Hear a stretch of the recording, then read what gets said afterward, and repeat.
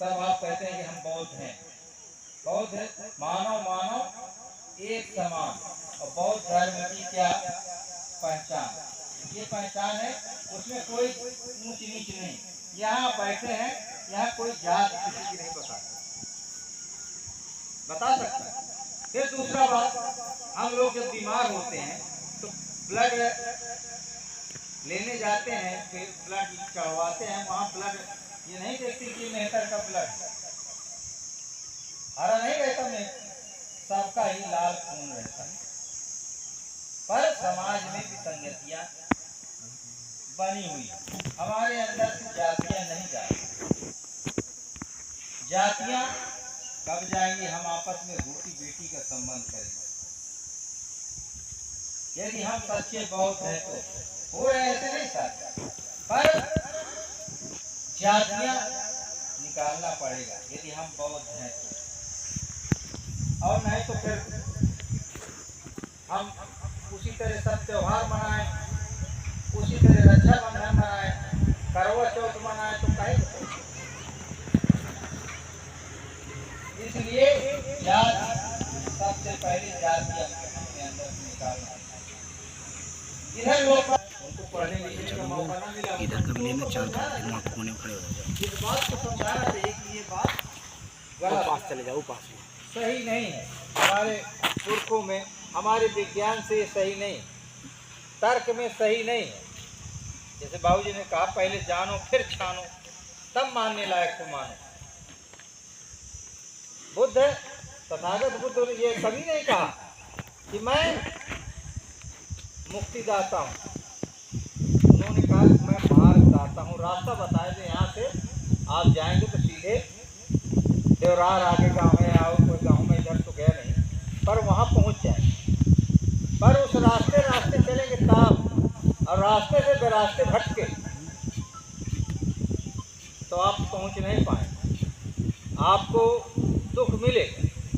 जैसे जो बुद्ध ने, जो हमारे बौद्ध धर्म में सीलों का महत्व है, लोग कहते हैं यानी सील का पालन करेंगे। सील में जो हम यदि सील से इधर उधर भटके, पहला सील है पाणातिपाता बेरमणि सीखा, मैं किसी प्राणी को अकारण हिंसा वो उसकी हत्या नहीं करूंगा। हत्या करता है तो 323, 325, 302 धाराओं में जेल जाता है। ये संविधान में है, ये कोई बनावटी बात नहीं, विज्ञान की बात है, प्राकृतिक नियमों की बात है।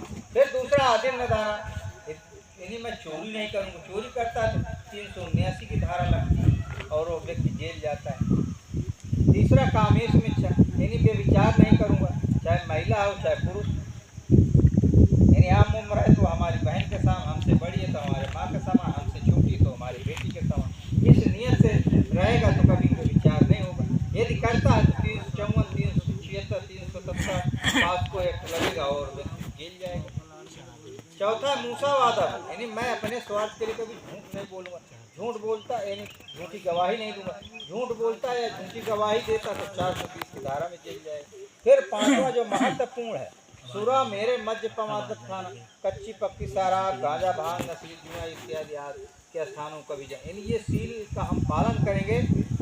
और फिर अष्टांगिक मार्ग, सम्यक व्यायाम, सम्यक दृष्टि, सम्यक संकल्प, अष्टांगिक मार्ग पर चलेंगे तभी हमें सुख का प्राप्ति हो। तो तथागत बुद्ध के मार्ग पर उन्होंने ये देखो, हमारे महापुरुषों ने कहा कि मुझे मत मानो। जैसे तथागत बुद्ध को नहीं मानना कि तथागत बुद्ध को पूजा और नारियल और ये कुछ नहीं, तथागत बुद्ध की मानना, यानी उनकी बातों को अमल करना है। जैसे डॉक्टर हमें परहेज देता है दवा खाने के लिए, और इन भाटा है नहीं खाना है, तो ये हमें उनसे बचना है। इसी तरह तथागत बुद्ध के नियमों को, तथागत बुद्ध के बातों को अमल करिए और सीलों पर चलकर सीलों को अमल करिए। अपने परिवार को, अपने बच्चों को मैं पुनः आप सभी को बहुत बहुत साध हुआ, मंगल कामनाएं। मैं अपनी बात को समाप्त करते हुए जय भीम, नमो बुद्धाय। पुनः सभी को बहुत बहुत साध हुआ।